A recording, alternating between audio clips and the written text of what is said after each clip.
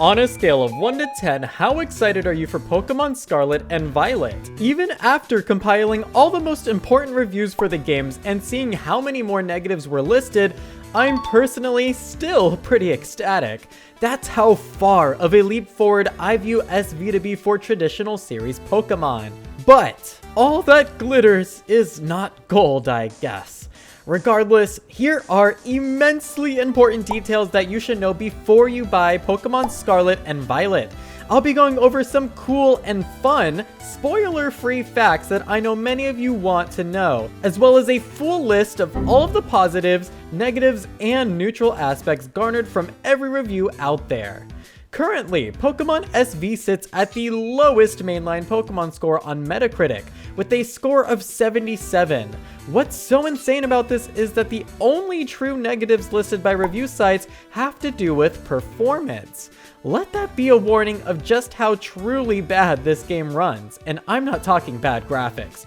I really do mean the game struggles to play at all. We'll get into all the dirty specifics in a bit, but first, let's take a moment to bask in everything Pokemon Scarlet and Violet does right. So much so that it seems like it would have been a 10 out of 10 game if not for the bugs. Scarlet and Violet offer an extremely cohesive experience. Even Pokemon Picnic, which many of us thought would just be a fun side feature, is apparently delightfully linked to the main story. How is this? You'll just have to find out for yourselves. The UI in Pokemon SV has also been praised for offering intuitive access to shortcuts, as well as including shortcuts to features never before seen in mainline Pokemon before. Terrestrialization is universally loved, with factors such as customization for teams and visual flair being awesome additions.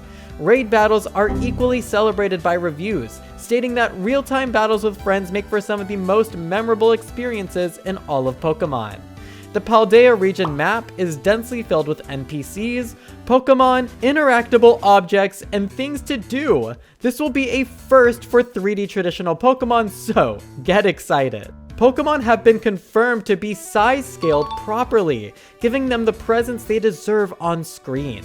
They also apparently live and interact with their environments and fellow Pokemon, akin to how wild animals would. We've never been treated to such livelihood for our beloved Pokemon in the mainline series before.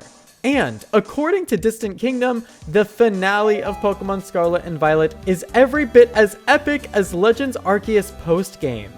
With all this knowledge, it's clear to see how, despite the technical issues, Pokemon Scarlet and Violet has managed to score mostly positive reviews. Like I've said, it seems like it would have been a 10 out of 10 game. However, let's dive into the specifics on what's holding these games back.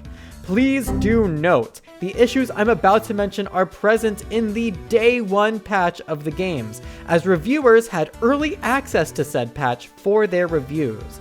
They have all confirmed this. However, I have my reasons for doubting that it will be the final patch before release. I'll discuss why towards the end of this video though. Now, for the first technical issue we'll all be quick to notice is insane pop-in that flickers in and out.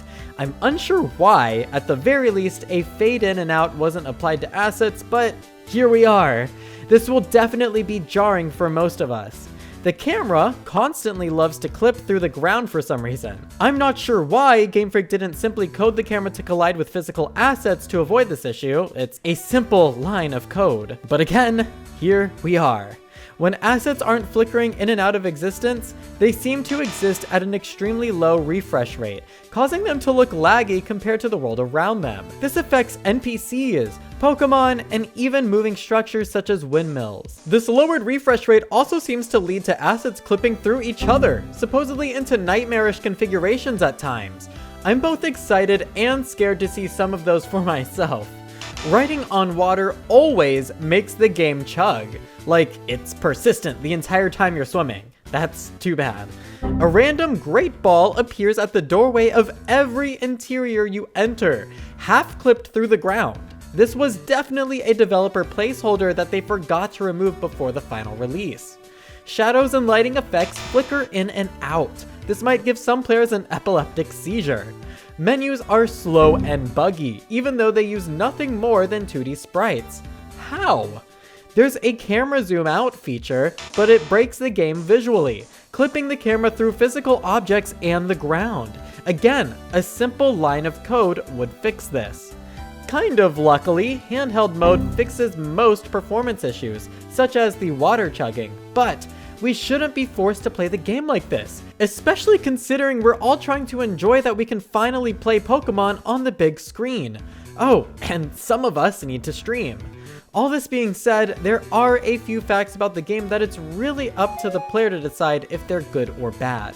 For one, SV always has the switch Pokemon mechanic activated, and even tells you what Pokemon the enemy will send out next. While I personally don't mind this, I know some people won't like the more challenging option of disabling this being taken from them.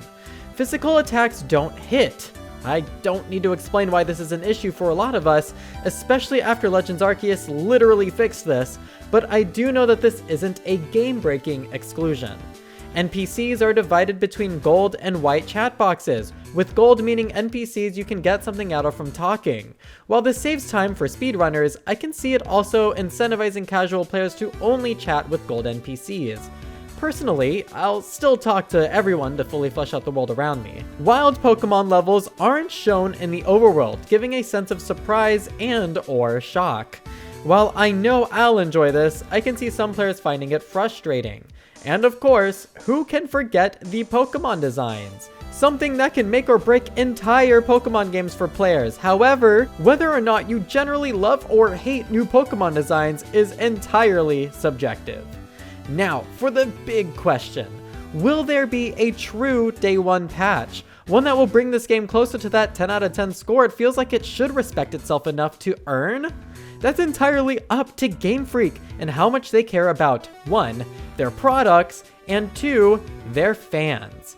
Historically, I wouldn't bet on it. However, we know that reviewers did not have access to online functionality, meaning the potential for another patch to come out on actual day one is still possible. And with that, if even less likely, are possible bug fixes that address some of these very large concerns. I'll leave you all with this statement. The moment I saw Gen 9 pop up on my screen during that Pokemon Presents, I knew it was not going to be a polished game. 2022 should have been the year of Pokemon Legends Arceus DLC. Not only did that game deserve it, but Pokemon Scarlet and Violet also deserved another year in the oven. Game Freak had the perfect timeline set up to do that, but instead, they opted for a rushed release of their most ambitious traditional title yet. What do you think about all this? Stick around the channel for more Pokemon videos, including one you can see right now, where I discuss the direction Pokemon is going with their new releases. I've been johtojonny, and enjoy the vids.